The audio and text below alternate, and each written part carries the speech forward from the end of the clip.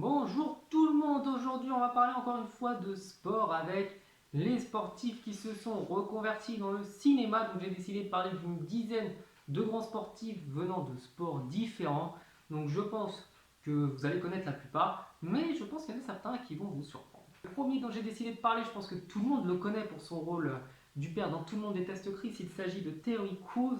Donc lui était un ancien joueur de NFL et quand on voit la masse que c'est, la baraque du mec, on se doute bien que le gars venait d'un sport assez vigoureux, assez puissant, donc c'était un ancien footballeur américain. Puisqu'on est toujours dans les sports assez forts, assez puissants, on va parler bien entendu de Dwayne Johnson, donc The Rock.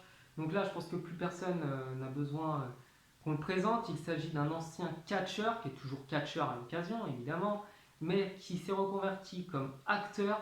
Donc bien entendu, il a joué dans tellement de films que ce serait assez compliqué de vous parler de tous ceux qu'il a fait. Et ce que je peux vous dire simplement, c'est que Dwayne Johnson a vraiment une bonne notoriété auprès des gens et puis il a un capital sympathie assez élevé qui fait qu'il est appelé pour de nombreux films, souvent comiques, et que c'est personnellement des acteurs que j'apprécie beaucoup. On va parler de Ronda Rousey qui s'est reconvertie, donc elle venait du MMA, donc de l'UFC, c'est la fédération dans laquelle elle combattait, donc Mixed Martial Arts, qui s'est reconvertie après en catcheuse, parce qu'elle s'est pris 2-3 branlées et qu'elle s'est rendue compte, et elle a raison, qu'elle prenait beaucoup moins de risques en faisant du catch et qu'elle prenait surtout beaucoup plus d'argent. Mais le meilleur moyen de gagner de l'argent, c'est de faire du cinéma. Donc on l'a vu jouer quelques rôles comme ça dans des films, dans des blockbusters américain. Et je ne sais pas où va en être sa carrière. Quand vous verrez cette vidéo, j'espère pourquoi pas la revoir de temps en temps. Mais en tant qu'actrice, j'ai un petit peu plus de mal avec elle. Jean-Claude Van Damme, donc lui c'était un grand pratiquant d'arts martiaux qui a décidé de partir aux États-Unis pour lancer sa carrière, qui avec de la chance et surtout beaucoup de talent a réussi à se faire remarquer donc pour jouer dans des sports de combat, dans des films de combat. Donc Jean-Claude Van Damme, une carrière très longue, un personnage assez atypique, un personnage assez sympathique également, même si un petit peu déliré. Donc Jean-Claude Van Damme vient lui par contre des sports de combat. Maintenant on va parler de Lino Ventura, donc un des acteurs préférés de mon grand-père et de mes grands-parents. Donc lui était boxeur avant de se reconvertir dans le cinéma. Et je dois dire qu'il a quand même une sacrée gueule pour faire du cinéma et qu'il fait partie de ces acteurs bien entendu français qui nous manquent vraiment beaucoup. Très ancien acteur maintenant, Weiss Müller.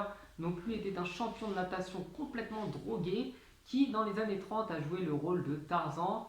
Et de ce que j'avais entendu, c'est qu'avec toute la drogue qu'il avait pris, vers la fin de sa vie, il avait complètement pété les plombs, il était devenu complètement taré.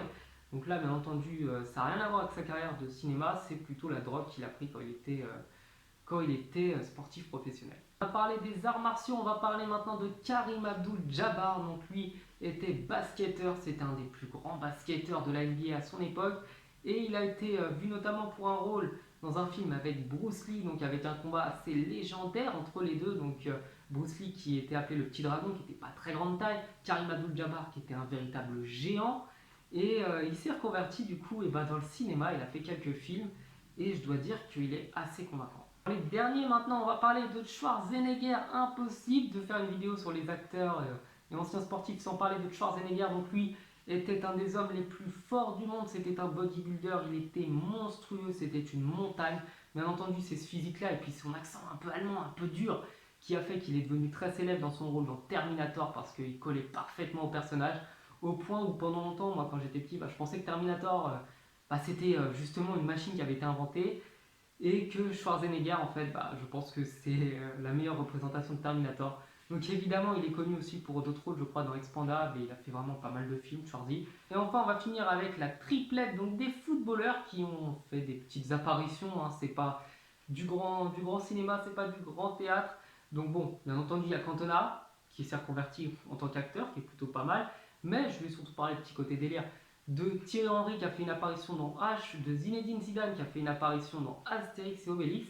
Et enfin le dernier, c'est Neymar qui a fait une apparition dans la Casa des Papel. Donc un petit rôle, un rôle pas très important.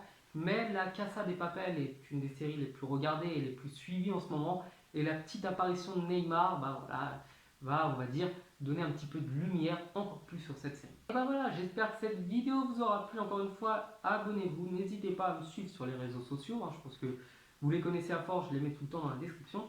N'hésitez pas à venir me parler et je vous souhaite une bonne journée. Ciao.